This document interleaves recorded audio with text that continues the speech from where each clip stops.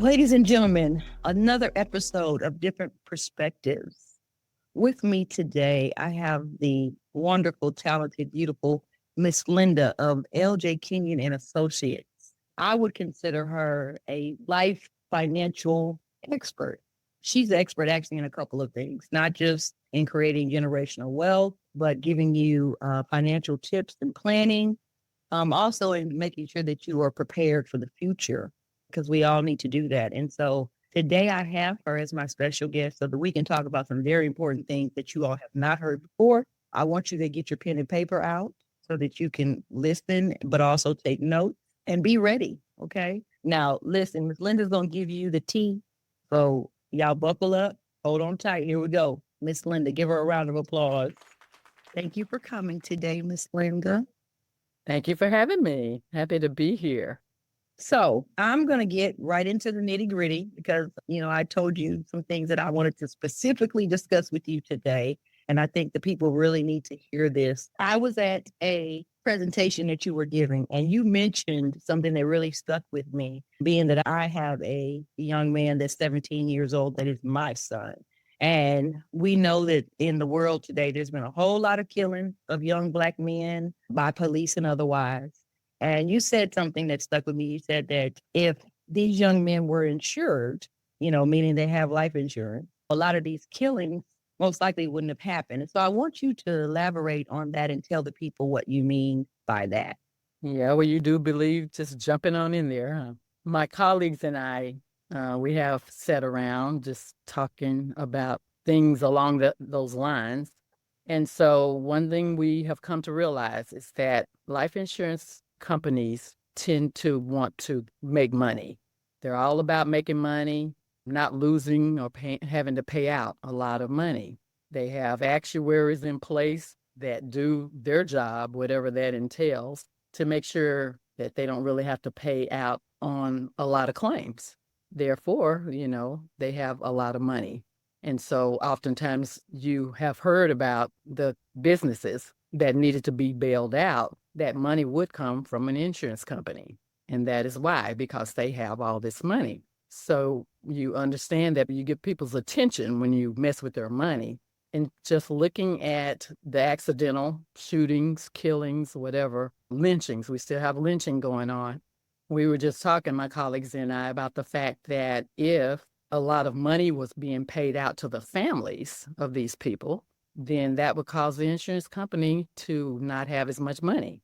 And working with the government on these programs, on these payouts, they would complain. They would start complaining because it was so many people that were being killed. That would have been a lot of families that would have been getting all of this money.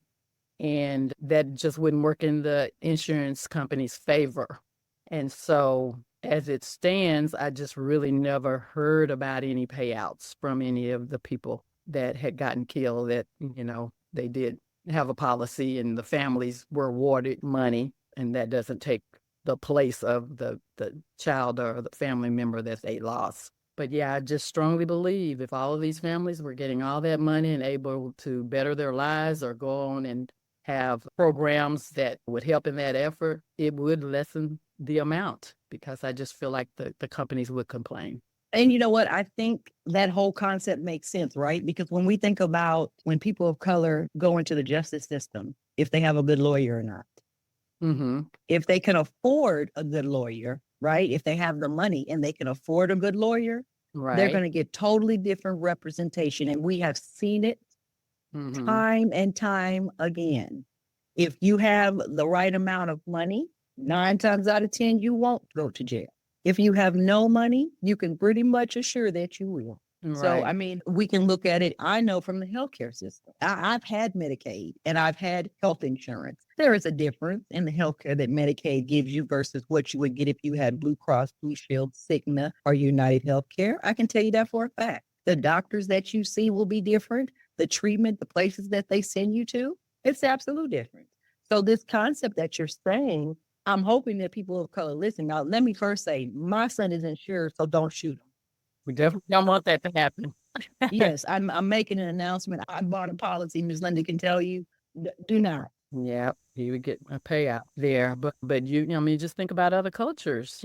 Japanese people, you don't hear about them getting accidentally shot because they have a lot of money. They have a lot of coverage.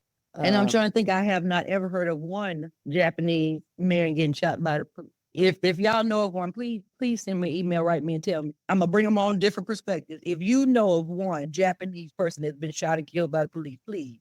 If it happened, we probably don't know because they had to pay a whole lot of money. Yep, but they definitely would have that coverage in place, right? So our culture just needs to catch up with that. And actually, just to go a little bit further, go further. Our community does tend to have insurance, but it's just going to be the little burial policies. It's not going to be the big amounts. And explain for us that are not familiar, what exactly is a burial policy? That would be your whole life policy, which is also the most expensive, but it tends to have a lower face value. You really couldn't afford a high face value with the whole life. But then you have the term insurance, which is going to be your most reasonable price for the amount of the face value, which is, the death benefit. And then in between, you have the cash value policy or the index universal life. Now, that's my cream of the crop, top of the line type of policy for those who can qualify. And that's the little catch because you do have to be able to qualify for it. But definitely that would be the type of policy that you would want to put on, your children, your teenagers, or it's for everybody. But I'm just saying when you start out getting coverage, that's where I would start as long as they can qualify for it because it just offers so more advantages. The policies that one gets if they are, and I'm saying they because obviously I'm my own business owner, but if you are employed with a big company, like, my wife works for a hospital system, so they provide her with health insurance. The type of life insurance policy that they provide her with, what type of policy would that be considered?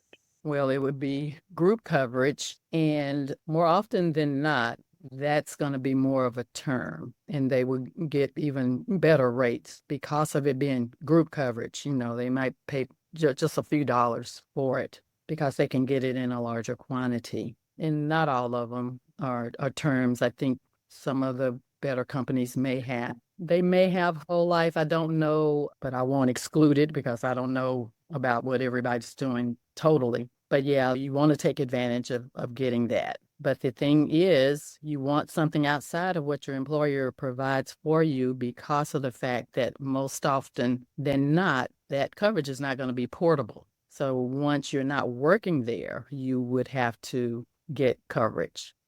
Now that was going to be my next question. If I say to you, well, Miss Linda, I have a policy through my job and they have me fully covered. And when I stop working there, I'll be retired. That's not enough. It may not be enough. And so I guess the main reason I would have somebody get something outside of that is because of the fact you can be doing so much more to actually be growing your money. And that's not what's happening when you have coverage with your employer. Plus the fact that the longer you wait, the more of a chance that you will have to have some kind of diagnosis or, gain a lot of weight. And any vices, smoking gets you rated. So if you're trying to not have to pay a lot of money, then you'll want to get your insurance sooner. So if you coming out of an employer that has been covering you all that time, you're going to be older. So automatically you're going to be paying more for the coverage at that point. So you want to get it early enough to lock in the lower prices. For many that may not know, you can cover a child that's born 2 weeks after they come here. That would be ideal because not only will it be the cheapest that you can get it, but you will be able to start a savings through insurance for that child. And you can earn compound interest on that, which we probably can talk about a little bit more too, because when you have your money in a savings, that's simple interest. And it's just a fractional amount that you're getting, 1% if you're lucky. But with the compound interest, that's going to be doubling, quadrupling. So you'll be earning more interest on the money every year. That amount just goes up and then it doubles the next year. So you're adding thousands of dollars to your cash value account, which is through a life insurance policy. Many people don't even know that. They don't know that life insurance policy is really, we're trying to revive it. It's really about life, and that you can grow your money through a life insurance policy, and it's going to offer you several benefits in doing it that way. That's pretty much what the wealthy have been doing for, well, I just learned that it's been since the 1700s that you can do that. And so, daily I get in front of people to let them know, because it's really been kept a secret for too long. Like I said, the wealthy knew about those who are, truly wealthy. They tend to know about it more so than those that are in the lower and middle class. The lower and middle class are who are, I guess, carrying out or having the burden of taxes, because the wealthy, as long as they're going through this insurance policy, when they access their cash, they pay 0 taxes.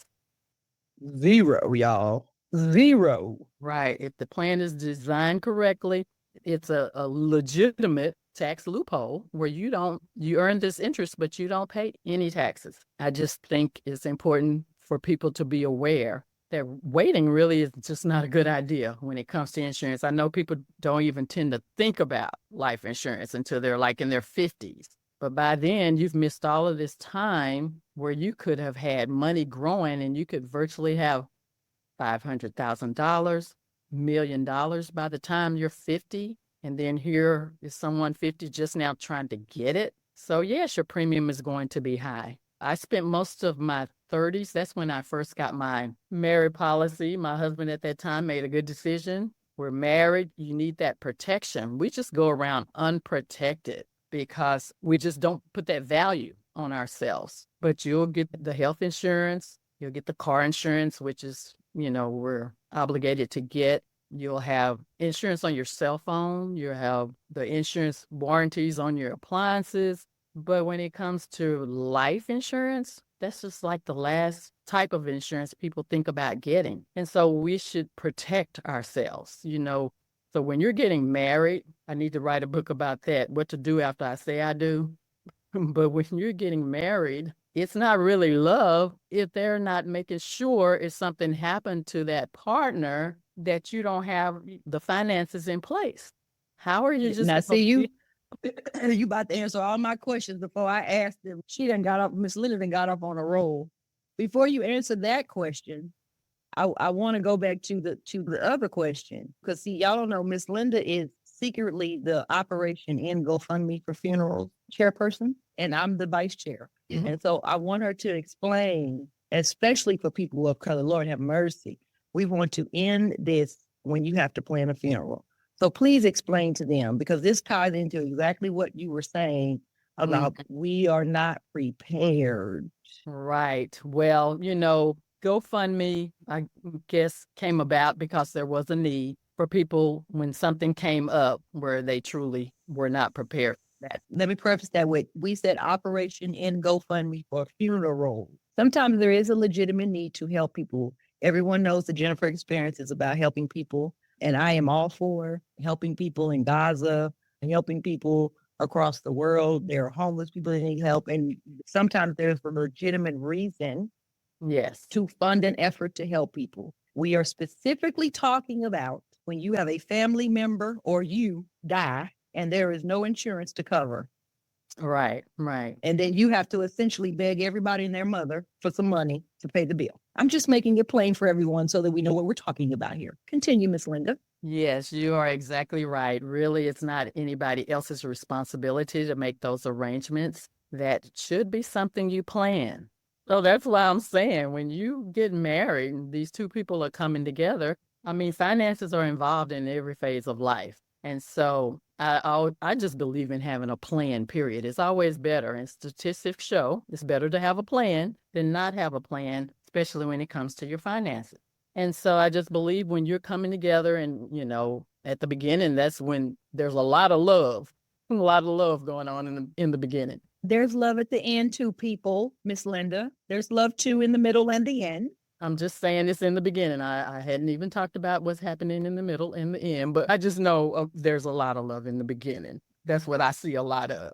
But yeah, when you're talking about all this love that you have for each other, that's just really something that I do take it seriously. We're joking about other stuff here, but I do take it serious that that's something that should be put in place right then and there. I mean, we just don't know which day is the day, but we know there is a day. And so instead of putting it off, well, like I was saying earlier, people just put it off like nothing should happen in these younger years. And that's just simply not true. I've seen differently. And so it's going to be cheaper for you, just a lot less complicated to deal with it right up front.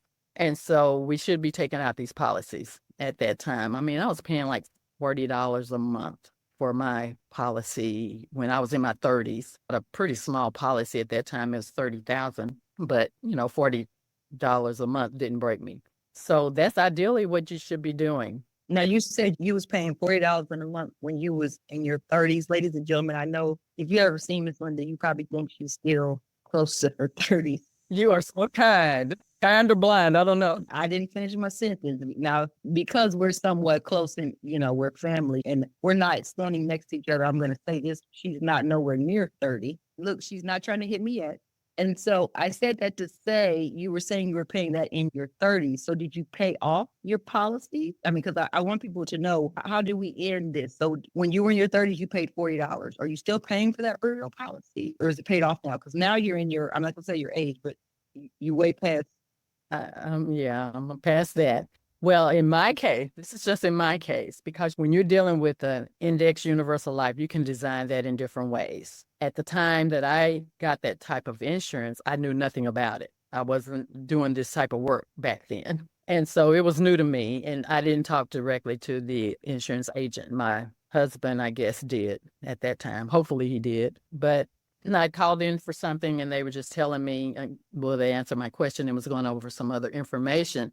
And then they said all of a sudden, yeah, Miss Linda, you have this amount of money in your cash value. And then they went on to the next thing. I said, wait a minute, what are you talking about? What cash value? This is a life insurance policy, right? And they said, yeah. And I said, well, what is this cash value? And they went on to tell me that this is how much has accrued in your account since you started. I said, so what happens with that? Is that money I can get? They said, yes, it's your money. It's available to you. I said, I can get that money right now? And long story short, I didn't do the smart thing, okay? I took all the money that I could get.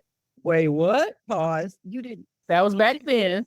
You did what? Back then, I was in my 30s. So you took all of the money out? I took all of the money out. I'm sorry, ladies and gentlemen. I've not heard this story before. I'm a little bit shocked. I've known her to be a very responsible person. You took all the money out? Took all the money out that was available to me at that time. It had to start over growing. No, I did not put it back, but I should have. I mean, I had 2 children that were going to be going to college now. That should have been their college fund. Oh, so this was not the money to pay for your funeral? No. Well, I mean, it was not the cash value part. The cash value part is what I didn't know about. But yeah, that was my policy. Well, I'm just letting people know that there are different ways to design a plan. Now, you can set it up where you're going to pay with these type of policies, the universal life, where you're going to pay a certain amount or the maximum amount that you can pay monthly or annually for a policy. And since it's going to earn this compound interest, you could probably pay for like 15 years and stop just paying on it. And then that interest just is going to accrue. So it's going to be doubling, like I said, quadrupling. And so if you can front end load it like that and pay the maximum premium, that's not going to be the premium for the insurance. A portion of it will be, but the rest of that is going to be overfunding. So it's just like you have a premium for the policy, but the rest of that monthly amount is overfunding. So that's like putting it in a savings account. So you have 2 things going on. You're getting the protection for the death benefit with the life insurance policy, but the rest of that premium you're paying is money for you. So you don't even need to look at it as being a bill, because that's money that you're putting aside in a savings account that's growing compound interest for you. So when you come back to that money, it's going to have grown to a bigger amount of money. So that's what was going on with that policy. So when they started telling me about this money that I had no idea it was growing, and it was such a significant amount because, the rates were better back then. So you could really amass a lot of money. And again, that's what the wealthy have been doing all along. So while we have our money either in our mattresses or at the bank, just earning a fractional amount of interest on it, other people had their money really growing where you could see it. You know, they were making like grown folks' money, not little kids' money. And so it just kind of threw me off that I had all this money available and I had no idea. So yeah, I was not smart, but I learned. You know, if you learn from your lessons, then you can't feel too bad about making those mistakes. But that's just an option that people need to know that's there. Let's say, for instance, we have Big Mama. We're Big Mama's children. Let's say it's 3 or 4 of us. And we know Big Mama does not have burial insurance, right? And we're listening to this podcast and we don't want to have to do a GoFundMe when Big Mama died. But we all know we can't afford to pay for a funeral. What do we do, Miss Linda, so that we don't have to do exactly what you're saying?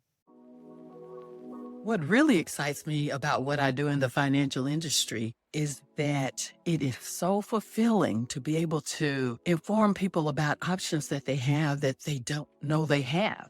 And they get really excited when they first hear about it because they can impact the growth of their money at an early age and in a simple way. As a rule of thumb, it's a good idea to have your savings done on an automatic basis. And what you should be setting aside when you're saving would be an amount of money that's equal to your age times 10, or either 10% of your annual income. Another key fact is that you should be looking for a system where you can save your money and earn compound interest as opposed to simple interest that you would have in a savings account. Compound interest is the key because with that, you're not only earning money on your initial investment amount, but you're also earning interest on the interest. That is an amazing thing to have happen. And this is on a monthly basis. Also, the time element is very important. The earlier that you start out with your savings, the more time that you will have to grow your money. I would tell any young people that if you go through your 20s and you have not started saving your money with compound interest, you have missed a lot of money. The ideal time to get insurance is what I would tell any parent is 2 to 3 weeks after they are born. That way you are going to pay the lowest rate for the insurance. And by the time they're teenagers, you would have recouped the amount of money that you've paid in premiums for the policy. Then depending on your need for cash money during the life of the policy, you can actually have saved in the thousands, of course, by the time they're 18 to cover their college fund, to cover the start of their new business. This is passive income. Also, if you want to be able to have a lifetime stream of income sent to you on a monthly, quarterly, or annual basis, you can do that too. Your money will still be growing with compound interest and you'll receive a payout according to the schedule that you set up. And once this plan is put into place, your money will continue to pay out to you for as long as you live, even if there's no cash value in the account. Now, where else can you get that? I really love what I do. Thanks for allowing me to help you.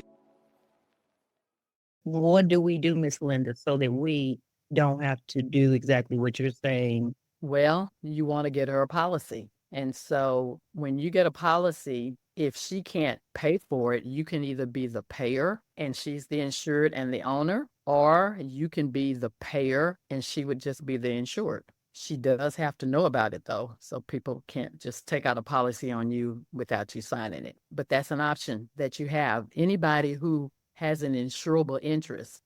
An insurable interest means that they may not be in your immediate family, but by nature of them being kin to you or you possibly having to contribute to the burial cost at that time that she transitions, that's something that you can just plan for. So take out the policy. Like I said, you can be the owner. If you're the owner has the control of the cash that builds up in those type of policies. You can still go with the whole life because sometimes because of health reasons, people don't qualify for the cash value. So that's why I say you want to make sure you take out that type of policy early on before you have these different diagnoses. If you do have some serious diagnosis, then you have to go with what's available to you. So the whole life is still going to be fine. They actually do grow cash value. It's just, in a different way because it's usually going to be a smaller amount, but it does grow with the compound interest as well. Just a smaller face value. Okay. So basically, it's still time to come together as a family and do something to get something in place so that we can, bury our grandmother or bury our grandfather or auntie or uncle if we know that something is happening. Okay. Yeah. My next question is for same-sex couples. As you know, I have a wife, and obviously we've already taken care of our insurance stuff. But I know a whole lot of couples, and they range in ages.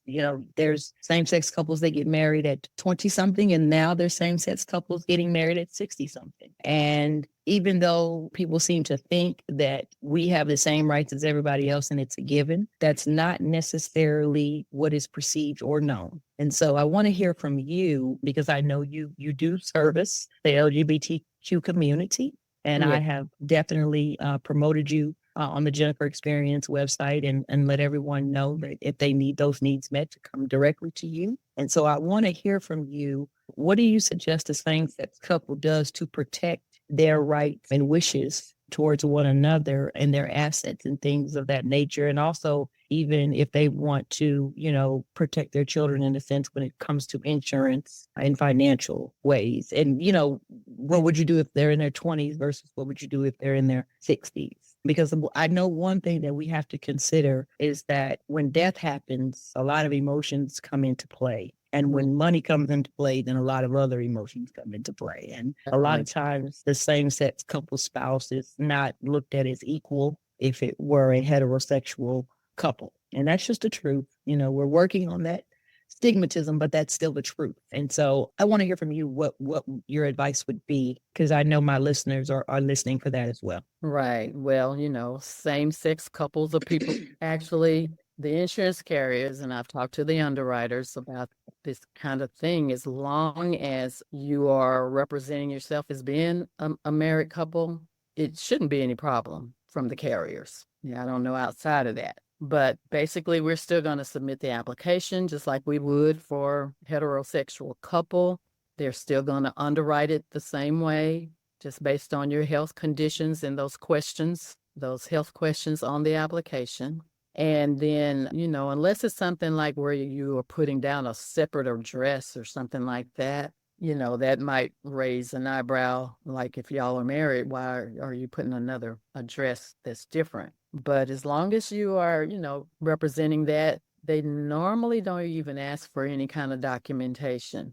Wow. Did you hear that? They normally don't even ask for any kind of documentation. Wow. They have a reason to come back and ask that. Like I said, if you put down an address like that, that's different, something like that. But, with heterosexual couples too, they come back and ask for certain information. Because if you didn't put something down that was truthful, and they look in your health records and that kind of thing, and you said you didn't take a certain prescription for something, they find that stuff. So there's different reasons to come back. But as long as everything looks on the up and up, they have no reason to suspect you are not a couple as you represent, then they'll just process it just like they do any other application. So, yeah, you shouldn't shy away from getting a policy at all. You need the protection just as well. All right. And that includes children too. The children. Okay. And you would get the same type of policy no matter the age, if it's a 20-year-old couple versus a 60-year-old couple? Well, there is an age limit for certain carriers.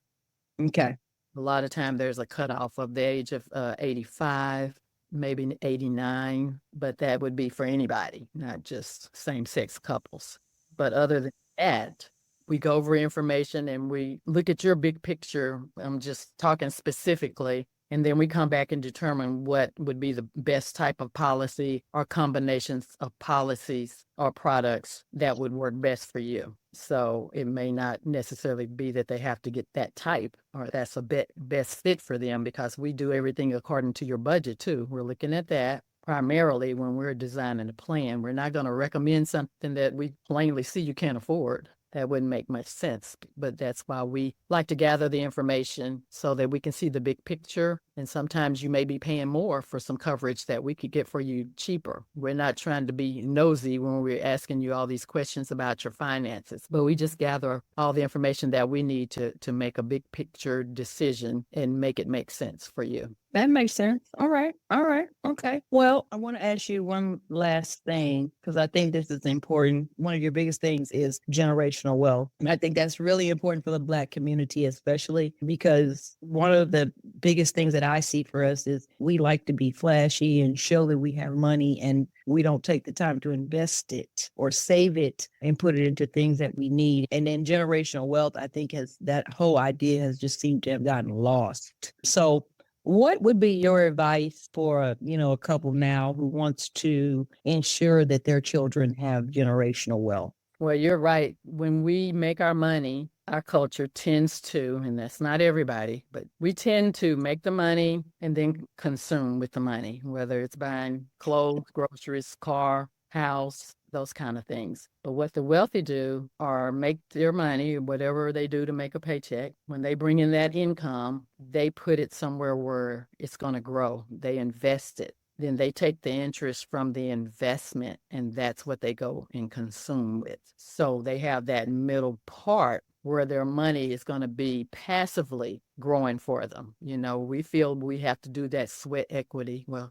some of us feel you got to sweat for every dollar, but no, your money needs to be sitting somewhere growing passively, because otherwise, if you're just going to work and spend, then how can you stop working? Because if you stop working, it's not growing anywhere. So then you'll be spending that money. And so you won't be able to retire. And that's pretty much my concern right now, that people aren't setting aside a lot of money that they need with inflation, with taxes. They have these 401k plans that the amount might look pretty good, but when you take out about 40% of that for taxes, and let's not talk about inflation, how everything is really high. The rate has come down since pandemic, because it went up to like 9.5 after pandemic, but it's come down, but the prices haven't come down. So people are not really thinking about it, because that 401k plan really will end up being a 201k plan. You have a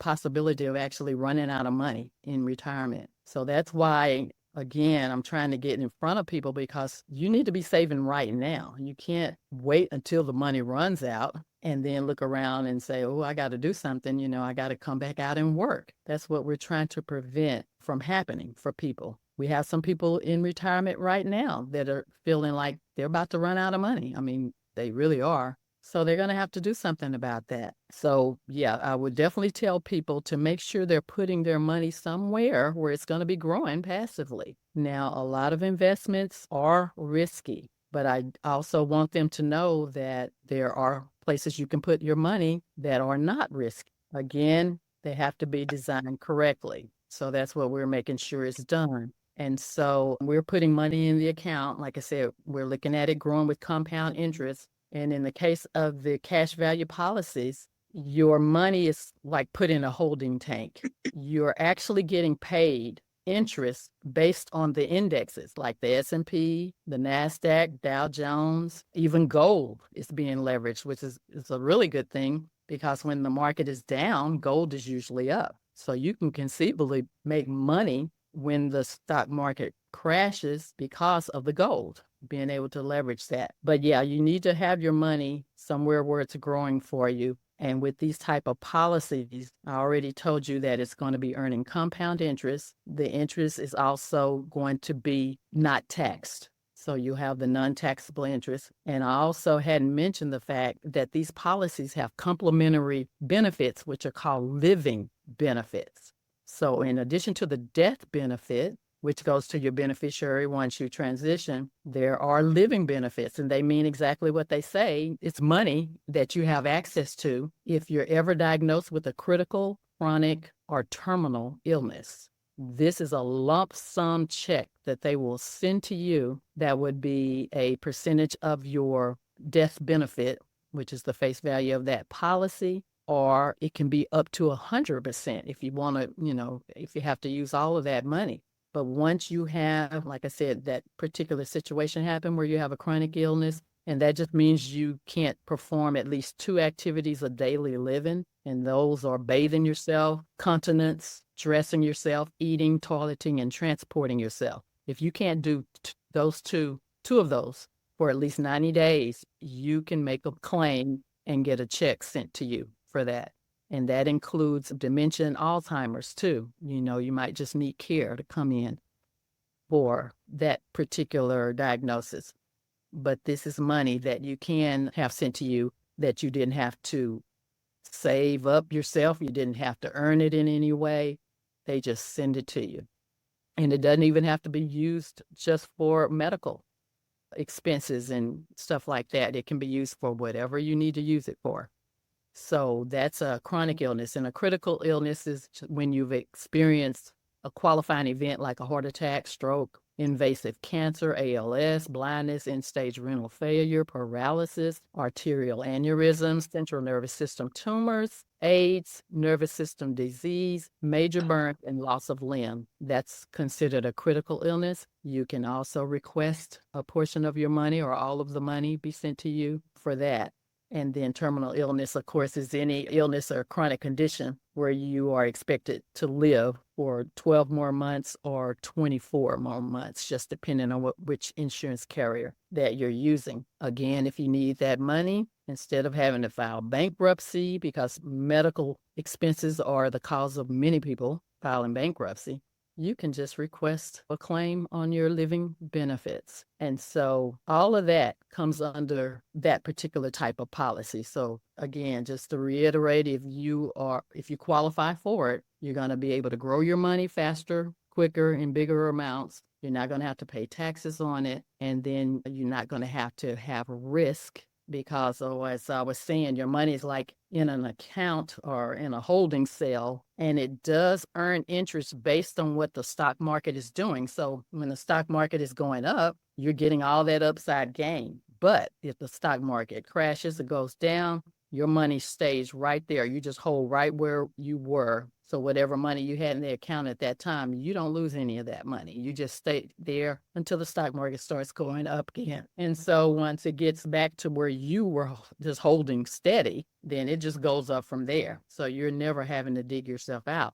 So that means you don't have the risk. So why be in the stock market when you can mirror the stock market? That's been taking place, like I said, for years and years and years, and we just never knew all those advantages. To me, it's the best place to put your money. And I often go around asking people, where's your money sitting? Because you have it sitting somewhere. And then, what is it doing for you? But that's just a good place to sit it. And I know you don't put all your eggs in one basket, but this would be considered your safe basket. So you definitely, if you can qualify, should sit your money there. Okay. Well, I hope you all were listening and taking good notes. This has been very, very informative, especially for the Black community. I think we really need to do better about a lot of things. And it starts with education. It starts with knowing better. Knowing better helps us do better. Ms. Linda, tell people how to find you, what's your website, what can they do to reach you? Tell us. All right. Well, I do have a website. It's LJ Kinion, KINION.com is the website. The telephone number is 281-438-3888 is the telephone number. And well, that should be enough, I guess, because there will be a place to schedule on the website if you go there. Okay, great. Thank you so much for being my guest today and giving us all this wealth of knowledge that you gave us. Again, ladies and gentlemen, thank you so much for joining us and listening today. Be good, take good care, and I will talk with you soon.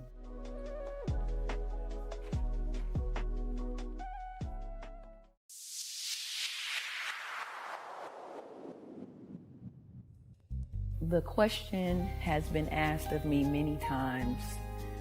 What is the Jennifer experience? Why should I come to you for help? What is it that you can do for me that can't nobody else do for me? The answer to that question is this. I'm not a magician. I don't do magic. I don't do any of that type of stuff. What I do is give you the real and honest truth. I give you what I have learned from my life and my experiences, and I've had a lot of experiences. But through all of those experiences, what I have learned to do is see beyond limitations. I've been able to see that people get bound up in what's in their head, and they're unable to move past that. And so whether it's fear, whether it's loss, whether it's breakup, whether it's dysfunction, whether it's lack of communication, whatever it is that's going on, I am certain that I can assist you through that just because of what special gift has been given to me, just because of how I've been able to overcome so many things, and because I do not allow myself to be limited by the limitations that are in my mind. I feel like we all have limitations that our mind comes with, but it's up to you to break through those limitations to reach your full potential, and that's what I'm here for.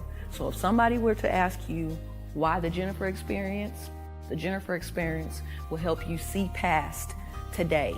It will help you get to tomorrow. The Jennifer experience will show you the path that you need to go through so that at some point in time, you'll be able to give the same gift that I gave to you, you'll be able to give it to someone else, because I will equip you with what you need to make it through whatever you're going through.